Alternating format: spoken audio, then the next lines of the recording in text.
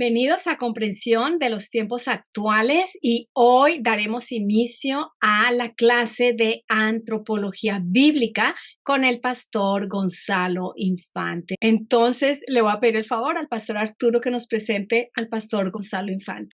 Para mí realmente hoy es un gozo poder presentar al pastor Gonzalo Infante, un amigo de hace muchísimos años. Nos conocimos solteros, jóvenes cristianos, amando, adorando a nuestro buen Dios y disfrutando esta vida que Dios nos ha dado. Él estuvo presente cuando yo me estaba casando y tenemos muy buenas memorias juntos. Él conoce al Señor desde muy niño, ha dedicado gran parte de su vida al estudio y la predicación de las Escrituras. Está casado con Adriana, tiene dos gemelas fantásticas, podríamos decir, Laura y Camila, y su hijo menor, Pablo. El pastor Gonzalo, además de profesión, es médico, tiene una maestría en salud mental y bueno, él siempre está muy dispuesto donde sea que haya una oportunidad para compartir la palabra de Dios. Así que bienvenido, pastor Gonzalo, y bienvenidos a todos los que se conectan en este momento para este emocionante tema de la antropología bíblica, la perspectiva del hombre desde el punto de vista de Dios. Adelante, pastor Gonzalo. Claro que sí, muchísimas gracias y es un gusto poder servir al Señor con esta clase. Vamos a hablar de lo que es la antropología, la doctrina del hombre, pero vamos a enfocar según la Biblia. Vamos a empezar hablando que la antropología es una disciplina científica, y vamos a definirla desde el punto de vista de ellos, de lo que el hombre opina, que se encarga de entender qué es lo que nos hace humanos. Por ello, analiza los aspectos ya sean físicos, como las manifestaciones socioculturales de distintos grupos y en distintos periodos. Específicamente, los antropólogos se interesan por estudiar cómo y por qué las personas nos comportamos e interactuamos en cierta manera. Es cuestión que puede enfatizarse desde perspectivas muy diversas. Pero la antropología bíblica, que es lo que nos reúne en esta noche, se refiere al hombre como creación de Dios, al hombre como pecador, apartado de Dios por desobediencia voluntaria, que eso es muy importante que lo tengamos en cuenta, y el hombre como objeto de la gracia redentora de Dios. Así la antropología científica, de acuerdo con el diccionario Webster, dice que es el estudio del hombre, especialmente en la variedad, características físicas y culturales, también habla de la distribución, costumbres, relaciones sociales, etcétera, del género humano. Entonces, vamos a mirar un poco lo que habla la antropología y mirando el Salmo 8:4, dice, me pregunto qué es el hombre para que en él pienses, qué es el ser humano para que lo tomes en cuenta. Sí, es una pregunta que el hombre se ha hecho, por eso la antropología tiene varias connotaciones que en sus notas están, antropología cultural, antropología hasta forense, también está todo lo que tiene con la etnología, la arqueología y muchas cosas más. Pero la Biblia también se pregunta, y el salmista se pregunta, ¿qué es el hombre para que en él pienses? Muy bien, hablando de este tema, y hablando de estas características, nosotros vamos a mirar desde el punto de vista bíblico qué se trata esto. Aquí, en esta diapositiva, vemos como los tres aspectos que vamos a tocar durante esta conferencia. La primera, usted lo ve, ¿qué es la antropología? Ya la definimos, ya es un hecho que lo tenemos claro, pero también vamos a responder la pregunta, ¿quién y qué es el hombre? Y la tercera parte, ¿cómo ha sido el proceso del hombre según la Biblia?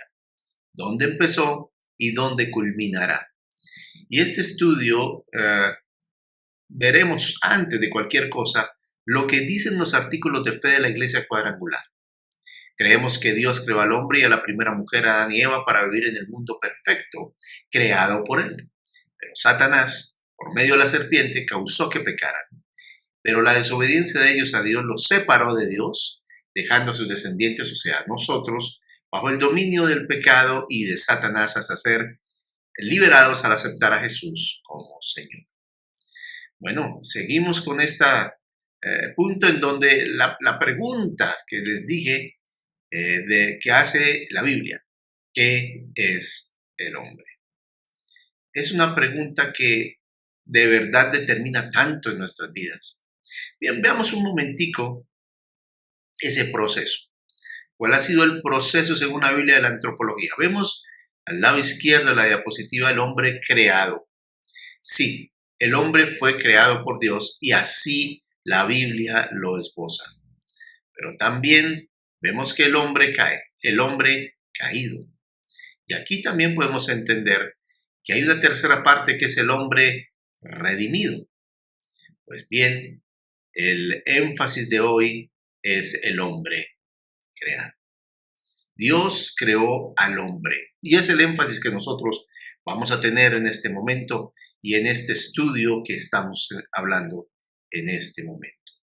Y obviamente se inicia la respuesta a la pregunta, ¿qué es el hombre? El hombre, como les digo, ha buscado respuestas, pero sin Dios. Antes que todo vamos a hablar de Génesis capítulo 1 al 11. Antes de hablar realmente de lo que es el hombre, veamos un poco los orígenes y veamos un poco lo que la Biblia dice, dónde empezó todo. Y allí también tenemos que tener claro que incluiremos muy probablemente el capítulo 12 de Génesis, porque habla de Abraham y de los orígenes de tantas promesas y cosas para el hombre y para lo que futuramente sería la iglesia. Bueno, hay un versículo en Salmo 11:3 que quisiera que enfatizáramos de una manera fuerte y poderosa. Cuando los fundamentos de la ley y el orden se desmoronan, ¿qué puede hacer el justo o los justos?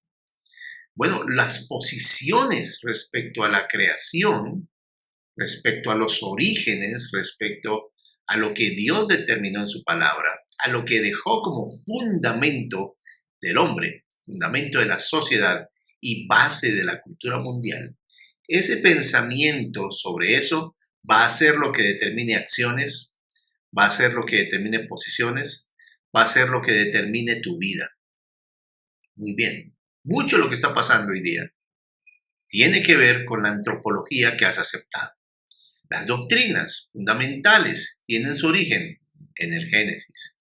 Y tú puedes ver en tu cartilla, las doctrinas fundamentales son como 9 o 10. Pero hablando de ellas, la bibliología inicia en Génesis porque Dios habló, Dios dijo. La palabra que dice luego en Juan 1 que es Jesús. Esta palabra estaba presente en la creación y creó. También el origen de la teología, la revelación de Dios al hombre como creador, como un padre amante que hace creación de sus hijos para compartir con ellos su amor, se encuentra en Génesis 1 al 11. También lo que es el Evangelio aparece. El hombre creado por Dios, el caído y prometida la redención, se encuentra también lo que es la antropología, tiene sus inicios en el libro de Génesis, cuando Dios le dice al hombre, o crea al hombre del barro, del polvo y sopla en él. Luego el hombre cae y es echado del Edén, pero con una promesa de redención en Génesis 3:15. La promesa de salvación precisamente, que le llaman el protoevangelio, está en Génesis 3:15 y se promete un Salvador que heriría la cabeza de la serpiente y acabaría con su dominio. El Espíritu Santo en la creación crea, lógicamente, la doctrina de la neumatología, que es la doctrina del Espíritu Santo. El cuerpo, su cuidado, cómo Dios lo hizo de manera perfecta y todo lo que es la sanidad divina aparece también en Génesis. Otra doctrina fundamental. La línea mesiánica, la primera venida de Cristo, el porqué de la iglesia, todo el origen de la eclesiología, de la doctrina de la iglesia se encuentra aquí también en Génesis. Podemos ver de la participación de ángeles, Cuando Satanás aparece, pues lógicamente es un ángel caído, pero luego los querubines cuidando el Edén. Todo esto también tiene su origen en Génesis. Todas las doctrinas, todo lo que ha sido la base de la fe cristiana, aparte de la resurrección que fue dada lógicamente en el Nuevo Testamento, pero muy predicha en el Antiguo, aparece aquí. Los principios como la obediencia, el trabajo diligente, la formación de un carácter santo, el carácter en la persona, la santidad, el amor, la mayordomía del hombre. Cuando Dios le dio digamos, el encargo de señorear y dominar, también debía responder por un mundo que Dios le dio a cuidar. La procreación, la fructificar, el multiplicarse, la gracia de Dios a cubrir a Adán y a Eva. Luego que ellos pecaron, los cubre y los saca del Edén con un cubrimiento, con gracia, el orden. Del caos se vuelve al orden, la creación, la productividad, la justicia, el descanso, el libre albedrío, todo lo que tiene que ver con la soberanía de Dios, las relaciones entre las personas, las relaciones con Dios, la comunión entre esposos, la comunión con los hijos. Todo tiene que partir de los orígenes, de los fundamentos que Dios dio en Génesis. El amar al prójimo, el amar a Dios, el que algo era de Él, siempre Él guardó un día para Él, un árbol para Él. Primero era Él y era el carácter de adoración lo que Dios quería. Al fin y al cabo, creo que la antropología que tú tengas tiene que ver con a quién escuchas y quién es el centro en tu vida. Bueno, las estructuras claves como el matrimonio, estructuras claves como el hogar, se encuentran en el libro de Génesis. Muy bien. El hogar, el trabajo también, el gobierno, la identidad, los roles. ¿Quién eres tú? ¿Quién es tu esposa? ¿Quién ocupa qué? ¿Y cuál es el fundamento de esto? En Génesis 1:26, la Biblia es clara cuando toca el tema que Dios hizo al hombre, que es el creador. Y dijo Dios, hagamos al hombre a nuestra imagen, conforme a nuestra semejanza, y señoree en los peces del mar, sobre las aves del cielo y las bestias de toda la tierra, y en todo animal que se arrastra sobre la tierra. Dios aquí habla que creó al hombre, que lo hizo a su imagen, y ese tema lo vamos a tocar. Entramos a un punto donde, como les dije, primero vamos a hablar de lo que son los fundamentos, los orígenes de Génesis 1 al 11, muy por encima porque hay una clase completa sobre esto. Pero la Biblia dice, si fueren destruidos los fundamentos, ¿qué ha de hacer el justo? Cuando los fundamentos de la ley y el orden se desmoronan, ¿qué pueden hacer los justos? ¿Qué es lo que habla ahí? De un desmoronamiento, de una destrucción de los fundamentos, de lo que es Génesis 1 al 11. Si eso se destruye, ¿qué puede hacer alguien justo? ¿Qué puede hacer una persona cuando los fundamentos de su hogar, de su vida o de sus relaciones se desmoronan? Pues bien, vamos a entender un poquito esto más. Cuando hablamos de los fundamentos, entonces, ¿qué son los fundamentos? ¿Cómo se tienen que interpretar? ¿Cuál es el origen de ellos? Ya lo vimos, pero hablemos un poco de los fundamentos. La Biblia habla de absolutos, y aquí usted ve en esa diapositiva a un hombre diciendo, digamos la ley, diciendo el mal debe ser castigado, porque Dios dejó absolutos. Él es el creador, pero también es el juez, a quien hay que responderle, a quien hay que darle cuentas. Y ha dejado absolutos innegociables. Y el mal, cuando la Biblia sí habla que está bien y que está mal, y esos absolutos son los que gobiernan nuestras vidas. Y dice que debe ser castigado. Y aquí vemos en estos fundamentos como dos formas, como usted y yo podemos ver en la vida. Y encuentra como dos bloques, un bloque que habla de principios que se tengan, como, digamos, el significado de la vida. El significado de la vida para Dios es sagrada. Y todo el mundo dice que la vida es sagrada, pero honestamente lo que está el mundo haciendo es matando con el aborto. Es dando leyes de muerte que vamos a ver ahorita. Pero la sociedad pierde el significado de la vida cuando ya no es el Génesis 1 al 11 lo que lo guía, sino es una propia antropología guiada por una vida sin Dios. Todo lo que tiene que ver con la clonación, el manejo de la genética, la manipulación, pero también influye, como usted ve ahí, los estándares de vida, los valores, todo aquello que te guía. También lo que es admitible hoy día, lo que llaman bueno, lo que llaman malo, que es contrario a las Escrituras y la Biblia, ya lo había dicho que eso iba a suceder.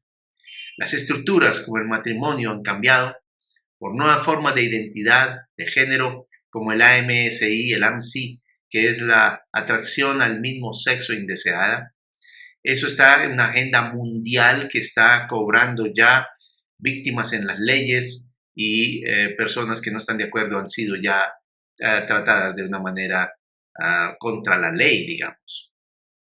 Entonces, las leyes que usted ve ahí se hacen dependiendo de la agenda que se está manejando contraria a Dios. Leyes de muerte. Se enaltece la anarquía y eso es algo que es una clase 3, 2 y 3, sobre todo la 2, la vamos a hablar un poquito más. Se niega al creador y se cree en la evolución, o sea, la nueva antropología lo que hace es eliminar los primeros capítulos, 1 al 11 de Génesis, y poner la evolución y el humanismo como el fundamento de la sociedad. Según la Biblia, la ley y la verdad deben ser preservados y el mal debe ser castigado. ¿Por qué? Por las leyes que Dios dejó, que son eternas, que son inquebrantables, que cuando el hombre va contra ellas tiene sus consecuencias. ¿En quién tienes tu fe? Esto de la antropología es una cuestión de principio, de confianza, de fe en Dios o en el hombre. ¿A quién escuchas? ¿A qué leyes sigues y apoyas y promueves? Estamos viendo la doctrina, ya vimos los fundamentos doctrinales y nuestros jóvenes chocan de frente en el colegio.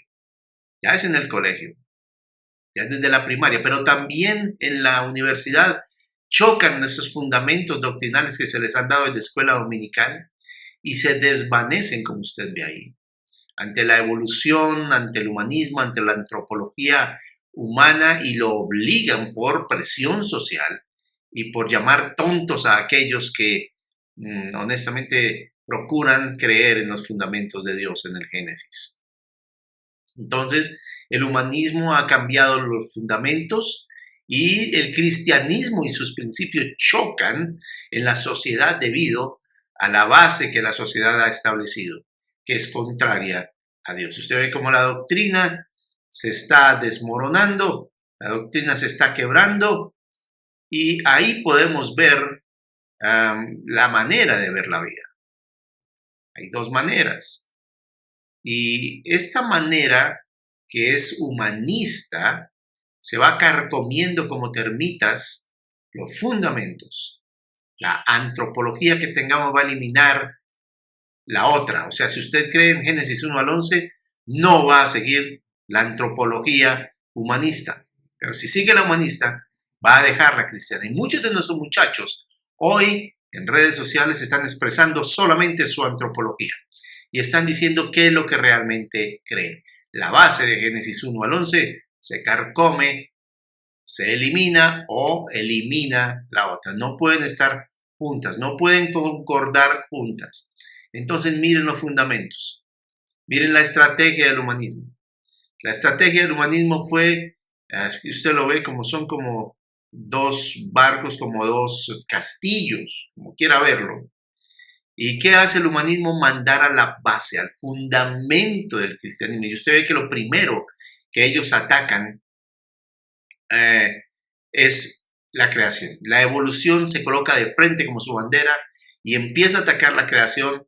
Y cuando ya logra meter la evolución y logra meter todo lo que tiene que ver con un materialismo, primero que todo, hace que usted empiece a no creer y la sociedad ya no cree en un creador.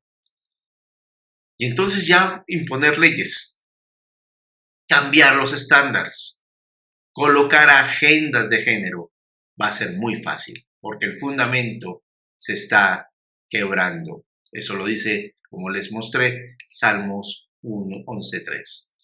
¿Y qué es lo que hace? O sea, todos los cañones están enfocados ahí del humanismo, pero ¿qué es lo que hace el cristianismo? Pues hay tres, aunque ahí no se notan los tres, pero uno es mandar hacia la nada, hacia peleas insulsas, hacia peleas que no tienen nada que ver. Lo que está mostrando es que es una pelea loca en cosas que no tienen nada que ver con la sociedad. Otros se mandan, y no está ahí, pero en un gráfico manda en el mismo castillo, en el mismo barco, le manda un cristiano a otro la guerra y se destruyen entre ellos.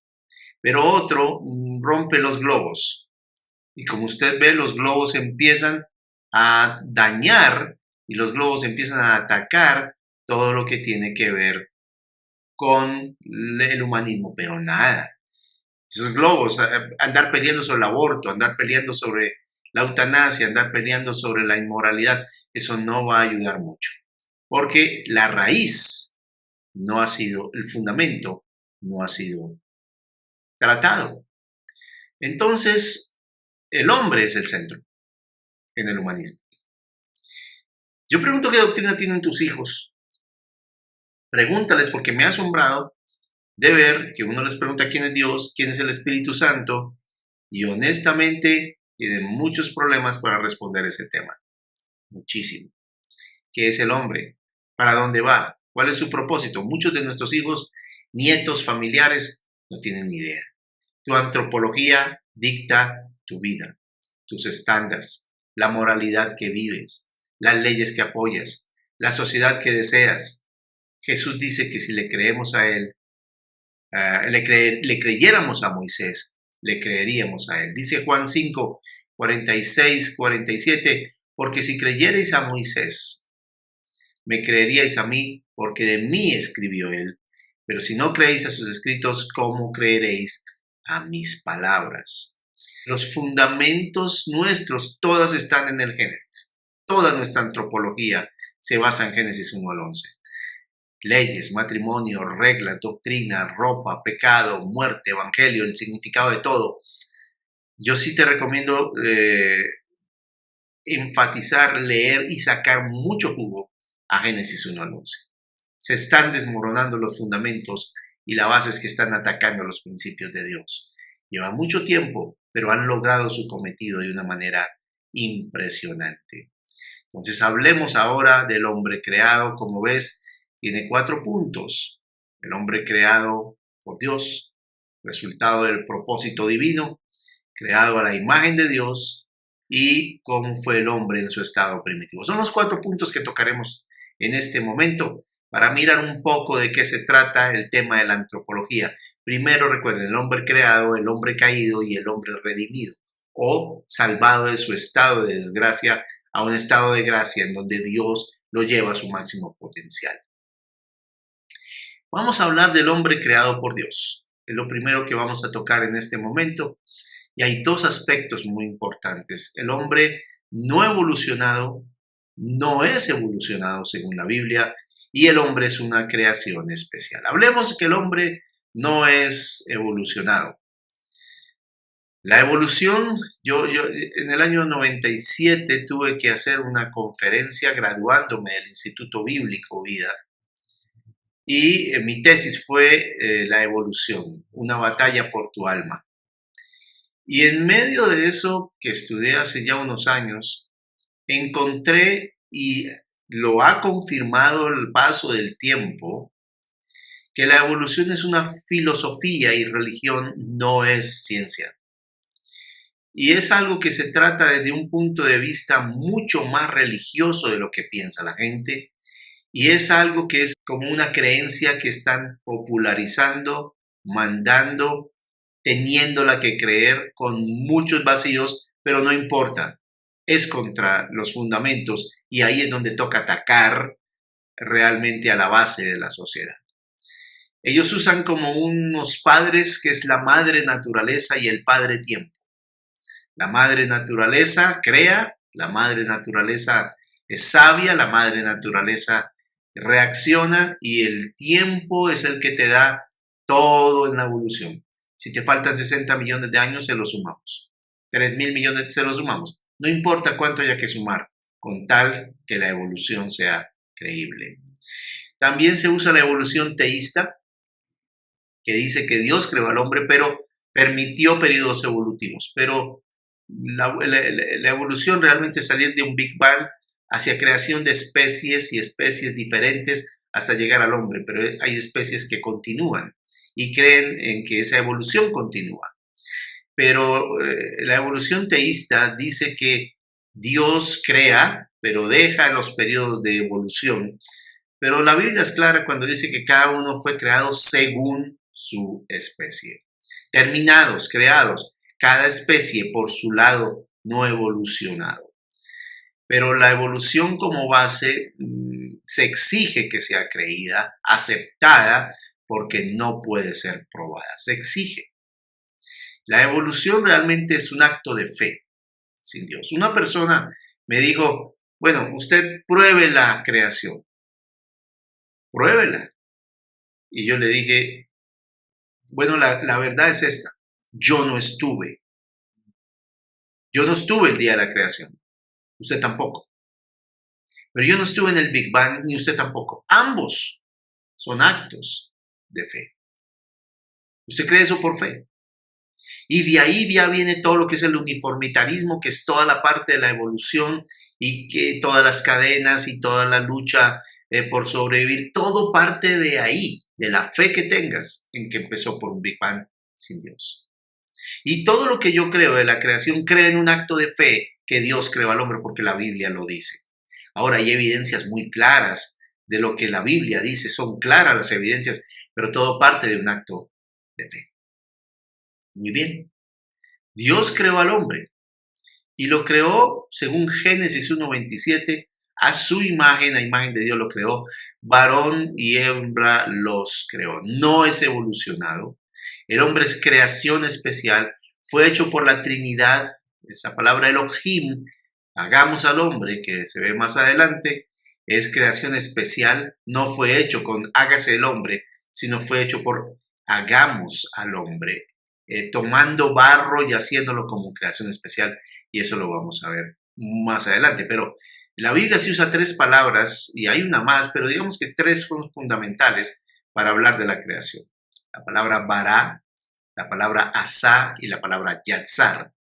La palabra bará es definida como la producción o ejecución de algo nuevo, raro y maravilloso. Recuerden que Dios de la nada creó esto. Y Él creó al hombre como algo nuevo, a la creación completa y al hombre como algo nuevo, producido o ejecutado de algo nuevo, raro, maravilloso. La palabra asá significa formar, construir, preparar y edificar. Y se usa en la Biblia para hablar de Dios como creador. Pero también se usa la palabra yatzar, que se usa casi exclusivamente para el hombre, en principio, hablando de la creación, que es formar o modelar como un alfarero a la vasija. Y eso solamente lo hizo por el hombre. Toda la Biblia da por hecho la creación. No la argumenta, no la presenta como teoría, la cree, la da por hecho, la enseña. Y toda la Biblia, no el Génesis solamente, toda la Biblia cree y promulga que Dios es el creador y a imagen de Dios, Dios creó al hombre. Pues veamos Génesis 2:7. En Génesis 2:7, entonces Jehová Dios formó al hombre del polvo de la tierra y sopló en su nariz aliento de vida y fue el hombre un ser viviente. Vemos aquí que hay una parte, digamos, terrenal. El hombre fue tomado del polvo de la tierra. Pero usted se imagina el acto de Dios de crear y concentrarse en él y mirar cada una de las estructuras del cuerpo. Yo soy médico, tuve que estudiar embriología, tuve que estudiar anatomía, fisiología y todo lo que viene de ahí para adelante de el funcionamiento del cuerpo humano, la estructura, la función y eso que ya ha pasado tiempo desde la creación. ¿Cómo sería el primer hombre? Creado de las manos de Dios, polvo de la tierra, pero eso no es, digamos, quedaría como una figurita de arcilla a menos que venga el elemento divino, el soplo divino, lo terrenal y lo divino. El hombre fue hecho del polvo y al polvo volverá, pero también tiene un elemento divino que es el soplo de Dios sobre su vida. Aquí encontramos que el hombre sí es resultado de un propósito. Y hay un propósito de Dios para crear al hombre. Entonces, Génesis 1:26, entonces Dios dijo, hagamos al hombre a nuestra imagen conforme a nuestra semejanza y señoree en los peces del mar, en las aves de los cielos, en las bestias, en toda la tierra y en todo animal que se arrastra sobre la tierra. Eso está comparado con Efesios 1:4. Según nos escogió en él antes de la fundación del mundo para que fuésemos santos y sin mancha delante de él. Dios antes que el mismo hombre fuera y el mundo fuera creado, pensó en nosotros, escribió sobre nosotros un propósito especial. O sea, ningún ser humano es producto simplemente de una procreación sexual. Es producto de un pensamiento, de un propósito anterior. Por eso el aborto cobra un valor impresionante de ataque al creador, porque hay un libro escrito sobre una persona, el cual Dios tiene destinado con propósito especial, y aborto significa ir contra el propósito de esa persona. Por eso es muy grave, es un asesinato en una, digamos, en una categoría especial y diferente. Hay que tener cuidado con eso. Todos los llamados de mi nombre para gloria mía los he creado, los formé y los hice. Isaías 43:7 habla de el hombre es creado con un propósito único para la gloria de Dios. Para gloria de Dios. Yo pregunto, ¿para quién vives? O sea, el hombre se está yendo muy de frente contra Dios al abortar a sus criaturas, pero también viviendo para sí mismo va en contra del propósito de Dios. Yo te pregunto, ¿para qué haces lo que haces? ¿Para ti mismo o para Dios?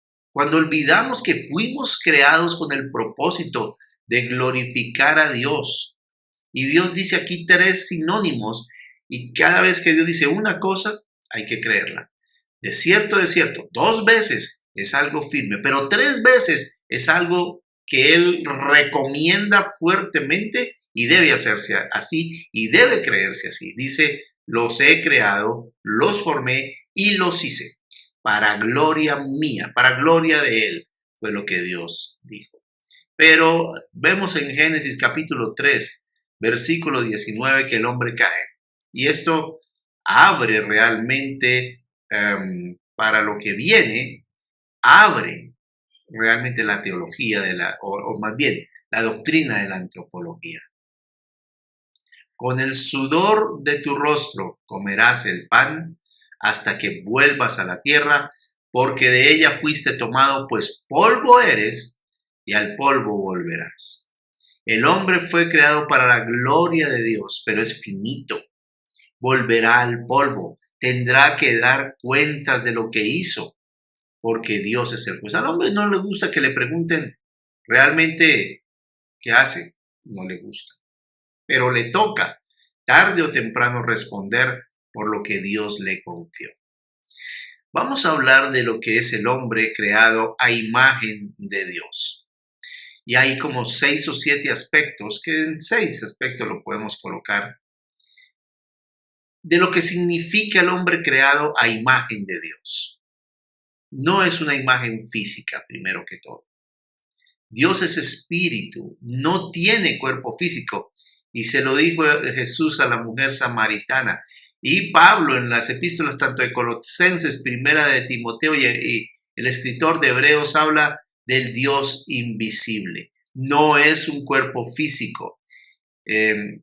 La verdad es que Dios no está hablando hecho a su imagen porque se parezca físicamente. Hay mucho dibujo, hay mucho arte en donde se coloca a Dios como un hombre barbado y mayor. Pues lógicamente la Biblia habla del anciano de días, pero está hablando de la eternidad, hablando de la sabiduría, hablando de un Dios que no cambia, pero físicamente no es así. pero ojo que se le ha vendido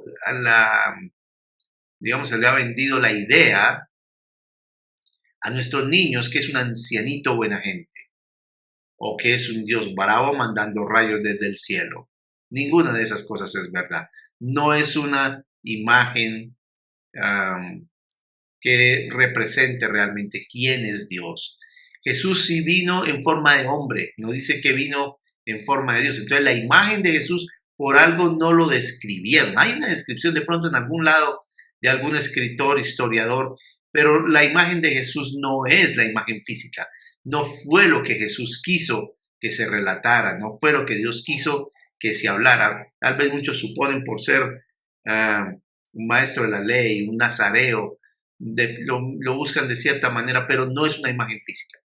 Es más, muchas del arte que se dibuja sobre Jesús lo pintan más bien como un hombre o triste o afeminado o un hombre de textura muy delicada, y él era un constructor. No creo que haber resistido lo que resistió para ir a la cruz tenga que ver mucho con un hombre débil. Pero no es una imagen realmente física. Sí es una imagen personal. Dios tiene personalidad y el hombre se le transmitió eso. Entonces, Dios es un Dios personal y diseña, Dios planea, Dios comunica, Dios tiene voluntad, Dios siente, Él es complacido o es desagradado. Y la personalidad bíblicamente tiene que ver con el intelecto, la emoción y la voluntad. Porque en Génesis 1, 26 al 31 usted puede encontrar que Dios pensó, Dios planeó, pero también hizo, pero al tiempo vio que todo era bueno. Sí, Dios tiene un propósito al crear al hombre y quiso comunicarse con su creación, le reveló su voluntad, le revela su propósito. Dios es un Dios que tiene personalidad. Él mismo hizo al hombre y lo hizo de esta manera. El hombre tiene decisiones, el hombre tiene emociones y el hombre piensa racionalmente. Bueno, es también una imagen moral. Sí es verdad que el hombre es creado por Dios con una imagen moral y lo podemos ver con un sentido de responsabilidad. O sea, el hombre no fue puesto aquí para que mirara qué hiciera. Dios le dio reglas, le dio principios, le dio normas, le dio lugar, le dio mano, le dio creatividad para ser responsable hacia su hacedor. Cuando hace bien, pues su corazón lo asegura. Cuando hace mal, su corazón lo condena. Hay algo moral en el hombre y lógicamente lo ha ido matando, lo ha ido quitando, lo ha ido despreciando de tal forma que lo nubla. Pero sigue, eso permanece, aunque el hombre quiera quitarlo. Es una criatura moral. Entonces Dios le da una ley para regular esa moralidad en el hombre. Si violaba la ley, en Éxodo capítulo 20 dice que Dios no lo tendrá por inocente, y en Éxodo 34 también. El hombre reprobó la prueba del Edén, no fue responsable, falló, hizo mal, pero también la ley de Dios la quebranta y necesita a alguien mayor para ser ayudado. Y el último día hablaremos que es por Jesucristo que le da una nueva creación, una nueva naturaleza, que esto sucede. Él es el único que puede librar al hombre de la condenación y culpa de su condición caída. Entonces, el hombre también tiene una conciencia. No solamente es responsable ante su hacedor, sino también tiene una conciencia, y existen aquellos que piensan que la conciencia no es una facultad separada, sino meramente el conocimiento de uno mismo con relación a una norma conocida del bien y del mal, o el trabajo interno del intelecto, de la emoción y de la voluntad ante una norma moral. Pero es claro en la Escritura y por experiencia se sabe que el hombre verdaderamente posee una facultad de conciencia. ¿Cómo se define la conciencia? Como un conocimiento o sentido del bien y el mal, como una compulsión a hacer el bien y a sentirse mal si hace el mal. Un juicio moral que se opone a la violación de un principio ético previamente conocido y que lleva sentimientos de culpabilidad si uno viola ese principio. La palabra conciencia no se encuentra en el Antiguo Testamento, pero sí habla algo en Levítico 11:3. De alguna manera se ve su obra descrita allí. Pero en el Nuevo Testamento aparece 31 veces esta palabra.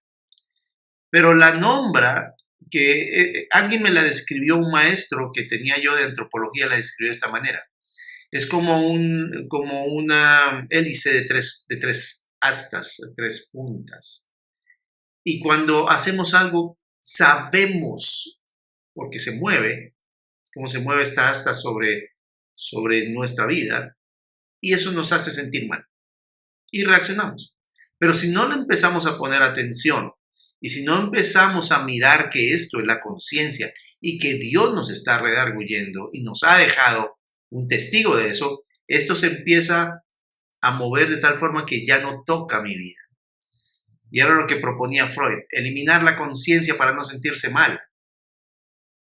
Pero la conciencia entonces a veces no sirve mucho porque sí, se puede llamar buena, pero también débil. Se puede llamar pura, pero insensible, corrompida, maligna, purificada. O sea, la Biblia sí le da muchos términos y a veces la conciencia pierde su efecto de avisar al hombre donde necesita parar o tener un cambio. Entonces la conciencia se puede cauterizar, la conciencia se puede endurecer. Mejor dicho, cuando el hombre peca y se esconde, la conciencia sí le digo que estaba mal, pero esto va diariamente perdiéndose si no hacemos la voluntad de Dios. También es una imagen social.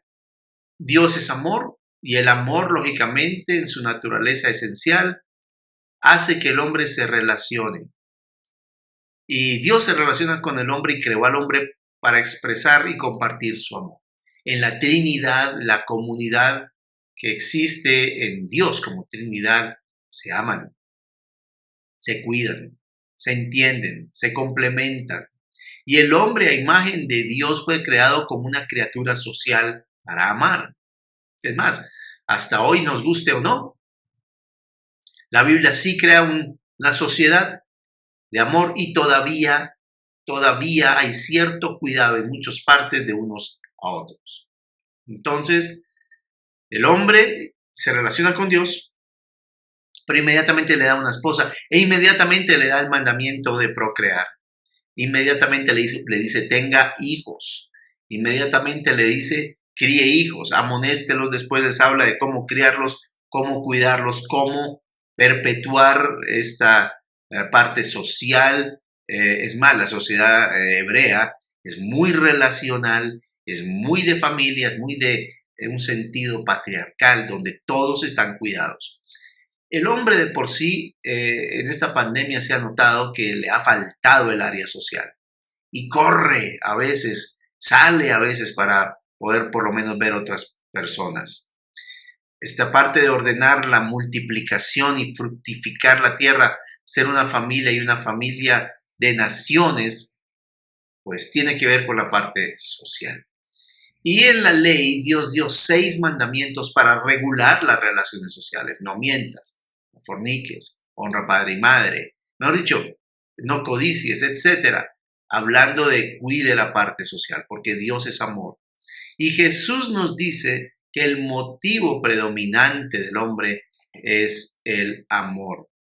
Las relaciones humanas lógicamente comenzaron a quebrarse con la caída de Adán y aún a Caín se convierte en un asesino rompiendo totalmente o queriendo romper la imagen de Dios al no amar a su hermano. Bueno, el hombre sí fue creado como un alma viviente. Esto tiene que ver con la imagen de Dios. Y ya nosotros dijimos que Dios formó al hombre del polvo de la tierra y sopló en él aliento de vida. Ya lo hablamos, ¿no? Combinación terrenal, polvo de la tierra, y combinación celestial, el soplo de vida. Eso dio la imagen del Creador. Y así comienza la vida en la tierra, con una vasija de barro, pero con un destino asignado en la vida a ser eterno. Entonces aquí podemos tratar un poco que Dios le dio al hombre un cuerpo físico. Sí, un cuerpo físico que hay que cuidar. Los griegos realmente y muchos antiguos pensaban que el cuerpo era una prisión, y el gnosticismo aparece más adelante hablando que es malo el cuerpo, que Jesús no pudo o Dios no pudo venir en carne porque el cuerpo era malo. Y Juan, sobre todo en sus cartas y epístolas, dice: esto no puede ser así. Fue en el origen del cristianismo que ese fue un ataque directamente a la encarnación de Jesús. Pero Dios nos dio un cuerpo físico, y es importante tener claro que la Biblia sí habla acerca de este cuerpo físico y que da algunos principios de lo que es el cuerpo. Por ejemplo, el cuerpo humano regresará al polvo. Sí. La Biblia sí dice en Génesis 18, 27 que Abraham sabía que era polvo y ceniza. El cuerpo también fue algo maravilloso que Dios creó y estaba bien hecho. El Salmo 139 dice: maravillosas son tus obras, hablando de su cuerpo. Fui entretejido en lo profundo de la tierra. Mi embrión vieron tus ojos. El cuerpo también es un tabernáculo temporal. En 1 de Pedro 1:4, Pedro sabía que tenía que abandonar el cuerpo y sabía que esto era temporal. Pero también la Biblia habla que este cuerpo físico será transformado en un cuerpo glorificado. Y el cuerpo es templo del Espíritu Santo, y es algo que cuando se compró, cuando Dios nos sacó del estado caído, el Espíritu Santo habitó y habita en el creyente, siendo su templo, según 1 Corintios 6, 19 al 20. El cuerpo también es reconocido como sacrificio vivo y santo, agradable a Dios. Es un instrumento de adoración. Es un sacrificio vivo y santo. También el cuerpo es un arma contra Satanás. Y el cuerpo es algo que, honestamente, cuando uno usa sus miembros, según Romanos capítulo 6, versículo 13, usa sus miembros no al pecado, no lo rinde al pecado como instrumento de iniquidad, sino que lo presenta a nosotros, todo el cuerpo nuestro, a Dios, se convierte en un instrumento de justicia. También hay beneficios de sanidad. Dios nos ha dado el cuerpo también ya después de la caída, lógicamente, para sanarlo, para cuidarlo y para que esté bien. Y también será sometido a juicio. Es algo que es necesario entender, que dice que ante el tribunal de Cristo, para que cada uno reciba lo que haya hecho mientras estaba en el cuerpo. Entonces aún este cuerpo tiene responsabilidad en el juicio. Y el cuerpo humano lleva consigo tanto la imagen de Adán como la imagen de Dios. Lo que dije, el polvo de la tierra, pero el aliento de vida. Y es verdad que Dios le dio al hombre una vida inmaterial, y con esta parte finalizamos lo que es la imagen de Dios. Las Escrituras enseñan que la vida inmaterial y la personalidad del hombre son derivadas del aliento creativo de Dios. Eso lo enseñan las Escrituras. Y que nuestro aliento de vida va a depender de la gracia sustentadora de nuestro Creador. La Biblia sí dice que por Él vivimos, por Él somos, por Él estamos aquí. Si Él decidiera quitar el sustento, en Colosenses lo dice, Él sustenta todas las cosas y por Él tenemos vida. Si Él decidiera quitar ese sustento de vida, usted muere, yo muero. Esta vida inmaterial del hombre es más que el cuerpo humano, por eso satisfacer solo el cuerpo con los deseos del cuerpo, y después vamos a ver, y el día de mañana tocaremos un poco el tema de la tentación, apelando a nuestras necesidades corporales, mentales, emocionales y de decisión. Es más que el cuerpo. Hay una vida inmaterial, y la Biblia sí habla como de 9 palabras. Entre ellas está la palabra vida, para hablar de la parte inmaterial, la palabra alma, espíritu, la palabra mente, se usa la palabra corazón, fuerzas, habla del yo, habla de la voluntad, habla de sentimientos. Entonces sí habla que el ser humano tiene una vida no material. y estoy ayudando a mi hija que estudia psicología un poco sobre la neuropsicología. Y estábamos viendo que el ser humano quiere encontrar los centros en el cuerpo humano para decir que esto es bioquímico solamente, que son estructuras hormonales o de neurotransmisores, pero hay un aliento de Dios que no podemos ignorar. Y se habla de la dicotomía o de la tricotomía, si el hombre está compuesto de 2 o 3 partes. Históricamente nosotros sí hemos creído, por lo que hemos visto, que el hombre sí tiene el cuerpo, que es el habitáculo que vimos, de esos 10 puntos que hablamos, y donde reside el alma. El alma es la manera como nosotros nos relacionamos con los demás y que contiene nuestra voluntad, nuestras emociones, nuestro intelecto, nuestra conciencia. O sea, nosotros sí tenemos una parte almática, pero también cuando recibimos a Jesús, nuestro espíritu se relaciona con Él. Por eso habla de muerte espiritual, porque tenemos un espíritu que no se relaciona con Dios, que está muerto espiritualmente, o sea, no tiene relación con Él. Entonces, esa es la tricotomía, que somos 3 partes, pero otros hablan, la tricotomía tiene que ver con que el polvo de la tierra, soplo de vida y se crea el alma. Entonces, la parte del cuerpo hecha de Dios, soplo, que es la parte espiritual, y se crea el alma, que es la parte relacional del hombre con otros. Pero también se habla de dicotomía, que dice que el hombre tiene una parte material y una parte inmaterial, que llámese como se llame, es inmaterial. Pero sí es claro que la Biblia habla de una relación con Dios rota y después restaurada, la parte espiritual. Y sí es cierto que tenemos una relación humana con los hombres, tenemos decisiones, tenemos intelecto, etc. Y también tenemos un cuerpo. Entonces, ese no es el punto que quiero tocar, pero lo quería nombrar porque realmente se toca mucho. Y finalicemos hablando del hombre en su estado primitivo. Y honestamente, ahí hay como 6 aspectos que vamos a tocar en este momento.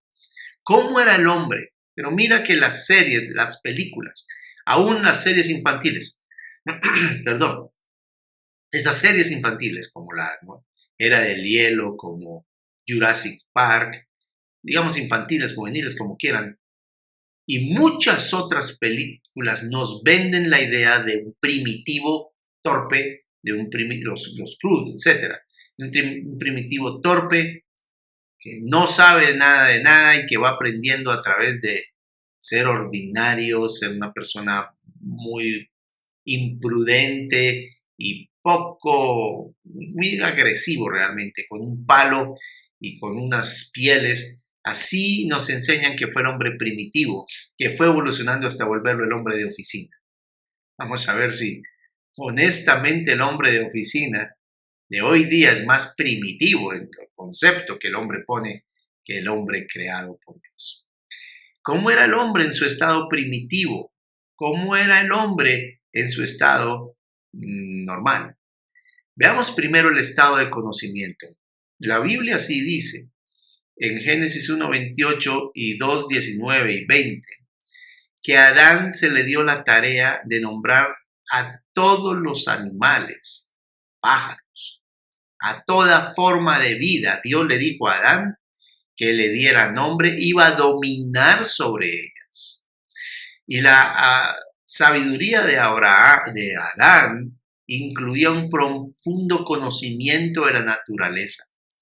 Él además iba a ser agricultor, tenía que conocer principios de siembra, las estaciones, tenía que saber exactamente de qué se trataba, las leyes, las formas, en su comunión con Dios, que era el jefe de él, le hablaba de cómo hacerlo. Entonces la verdad es que Adán no era un tonto. El padre de la raza humana no era un adolescente desarrollado, sino un científico residente, un hombre inteligente, un hombre con decisiones sabias, un hombre que sabía trabajar, que sabía guiar, que los animales lo veían tan, digamos, el mayordomo, el que estaba al frente, que yo creo que los animales le tenían respeto y se sometían a él. Toda la naturaleza estaba ahí, producía según lo que él hacía. No era un tonto, era un hombre totalmente sabio, con una naturaleza sabia, un carácter que realmente al principio, aunque veremos mañana que con el carácter se santifica, se vuelve puro y estable con la prueba cuando la pasamos, pero este hombre sabía exactamente todo cómo lo quería y cómo Dios lo dirigía en ello. Veamos su estado moral. Santidad y justicia son atributos de Dios. Y creo que el hombre, este atributo de Dios, Adán fue creado a su imagen y él participaba de un carácter justo, de un carácter santo. Cuando Dios vio la creación completa en Génesis 1:31, dijo, y he aquí que vio Dios lo que había hecho y lo vio bueno en gran manera. Adán era bien hecho en gran manera, ni siquiera digo, me quedó bien el muchacho. No, en gran manera, Michel dijo, qué cosa tan bien hecha. Y yo creo que Dios sí le dio a Adán un estado moral perfecto de santidad y de justicia. Yo creo que este hombre no era simplemente inocente. Él tenía discernimiento. Él sabía dónde estar y haciendo qué. Por eso duele tanto la caída. Por eso es tan fuerte la exigencia de sacarlo de Edén, porque el hombre sabía muy bien qué hacer. Y si había comido del árbol del conocimiento del bien y del mal, iba a ir para el árbol de la vida y no había posibilidades más para él si comía de ahí, porque estaría perdido eternamente. El estado psicológico de Adán, que es como un punto más que vemos ahí, él fue creado con instintos básicos. Y yo creo que Dios sí le llamamos necesidades, exigencias, impulsos o instintos básicos. Esas necesidades que Dios le dio a Adán para su bien. Y él debía buscar satisfacerlas en Dios, porque Dios tenía un plan para Adán. Y yo creo que ahí es donde el hombre peca. Y ahí es donde la tentación llega. Y ahí es donde la prueba hay que ser superada. Cuando Adán tiene necesidades y las suple. ¿Cómo fue eso? Creo que en su estado primitivo, Adán sí tenía preservación. Él sabía que tenía que preservarse. Él sabía que tenía que alejarse del árbol. Él sabía eso. Dios le dio ese instinto de preservación, pero también el deseo de comida. Dios le advierte a Adán que no coma. O sea, si él come de algo más que la comida que era ahí, era la desobediencia. Y ese deseo de comida, Dios le dio plantas, Dios le dio árboles, Dios le dio comida. Entonces este hombre sí buscaba comida, sí buscaba su sustento.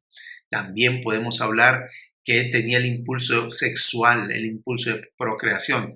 Por eso no es verdad que dicen que el pecado original fue el sexo. Dios se lo dio. Dios ¿qué tal? Le trae a la mujer más hermosa, creada por él, y dice, no la toque. Cuidado con el sexo, porque eso es malo. No.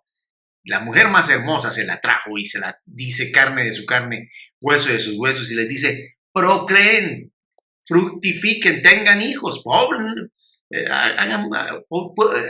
la tierra quede poblada, mejor dicho. Porque ustedes van a tener sexo para eso. Procreen. Entonces, el deseo sexual también Dios se lo dio a Adán y a Eva. Fructifiquen.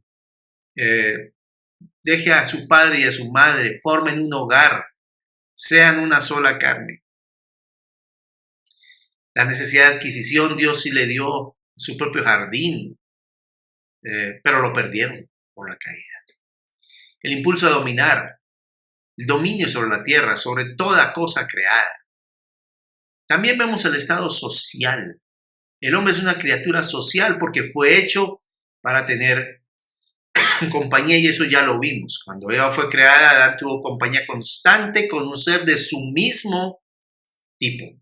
O sea, era hombre, mujer, el hombre en términos generales, la persona creada por Dios. Bueno, él lo sabía porque le dijo a Dios, la mujer que me diste por compañera. El estado ocupacional, otra cosa que es mentira es que el trabajo fue la maldición del hombre. No. El trabajo Dios se lo dio en el Edén. Ahí no era un lugar ocioso. Por eso es tan importante trabajar. Y Adán no solo era un zoólogo, era también un horticultor. La belleza del Edén, Dios se la dio muy linda, pero también el que lo cuidó fue Adán. Y creo que el resultado ahí fueron Adán y Eva haciendo cosas lindas en Edén. Él guardaba el Edén, él lo cuidaba, dice la Biblia, y había toques del trabajo humano. Entonces, la ocupación creativa es positiva, es esencial para la realización personal. Y por último, el estado de esperanza de vida. Adán fue creado con el potencial de inmortalidad. Por eso no lo dejó tocar el árbol de la vida. Y la muerte solo ocurriría si el hombre desobedecía a la orden de no comer del árbol de la ciencia del bien y del mal. Era solo una cosa, era solo un árbol. En toda la creación mundial era solo una cosa la que no debía hacer y fue la que hizo. El aguijón de la muerte vino porque él perdió la posibilidad de una eternidad con Dios simplemente por una desobediencia, que era más que eso. Fue una traición, fue realmente escuchar más a la carne, escuchar más al diablo, escuchar más lo que no era de Dios. Entonces, el hombre fue creado con santidad, con rectitud, y Jesucristo restaura eso. Yo quisiera como terminar dando gracias a Dios por este tiempo y obviamente reconocer que nuestros chicos están siendo atacados. Y la clave es tener unos fundamentos claros, unos fundamentos establecidos que van a ser probados, pero que tienen que ser muy arraigados. Génesis 1 al 11 es digno de ser estudiado, es digno de ser reconocido, es digno de ser algo que tú y yo tengamos presente todos los días de nuestra vida. Estos temas, Dios sí vio que se perdieron porque el hombre pecó. Pero por el otro lado, en la tercera noche veremos el estado del hombre en la gracia de Dios. Y se usan términos como redención, se usan términos como justificación, como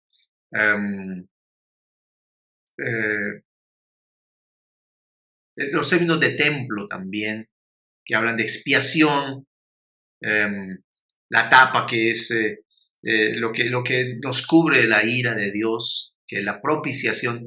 Pero saben, en términos sencillos, Dios crea al hombre.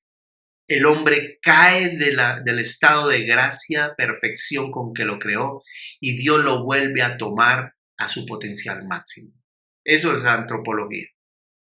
Con la naturaleza que Dios le dio al hombre, santa, no tenía la posibilidad de que el pecado entrara a menos que libremente tomara decisiones en su carácter que lo alejaran de Dios. Pero Dios lo quería llevar con esa prueba al máximo potencial. El hombre fracasa en eso, pero viene el segundo Adán, Jesucristo, quien supera la prueba y nos lleva a lo que Dios quiere. Mañana estaremos tocando este tema. ¿Por qué no oramos un momento? Padre Celestial, te queremos dar gracias por habernos creado. Tengo responsabilidad, tengo claridad, tengo decisiones sabias y yo te pido hoy vivir para tu gloria. Tener un concepto claro de quién soy yo, pero quién eres tú. Y saber que tengo responsabilidad de responderte, pero al tiempo soy amado, soy restaurado, soy perdonado. Soy alguien que tiene de Dios todo. Gracias por eso, Señor. Gracias por tu amor y misericordia. Yo bendigo, Señor, a esta audiencia y pido en el nombre de Jesús que podamos entender la gracia de Dios, que nos amaste tanto que nos creaste, que fracasamos en estar ahí, pero que Jesucristo vuelve todo al orden. Gracias. En el nombre de Jesús. Amén. Dios los bendiga. Ustedes entonces, y gracias por esta oportunidad. Este tema es tan importante, en mi opinión. Muchas de las leyes que hoy se están, definiendo en el mundo y que están afectándonos tan fuertemente, pues dependen del concepto que nosotros tenemos de lo humano y de Dios y la educación de los hijos y todos esos temas que usted mencionó que pues surgen como el aborto, como tantos otros temas, la eutanasia que seguramente pronto va a ser algo generalizado y el concepto de familia que nosotros tenemos, todo está basado en el concepto de la antropología que nosotros abrazamos. Esto es cosa seria, en mi opinión. Y de verdad que vale la pena atender a esta conferencia entendiendo estos fundamentos, porque claro que hay una gran diferencia en si yo creo que vengo de los cavernícolas o soy alguien creado por Dios. Muchas gracias. Y claro que hay mucho más. Esto de la antropología bíblica apenas comienza, los fundamentos y cómo uno piensa y cómo uno decide por lo que piensa. Es apenas el inicio en lo que vimos hoy con el pastor Gonzalo. Bueno, excelente esta primera clase. Que el Señor los bendiga. Recuerde, comparta estas enseñanzas. No la deje solo para usted. Impleméntela en su vida. Compártela, predíquela y propaguemos esta palabra por toda la tierra. Y más cuando vemos que aquel día se acerca. Nos vemos en la próxima sesión.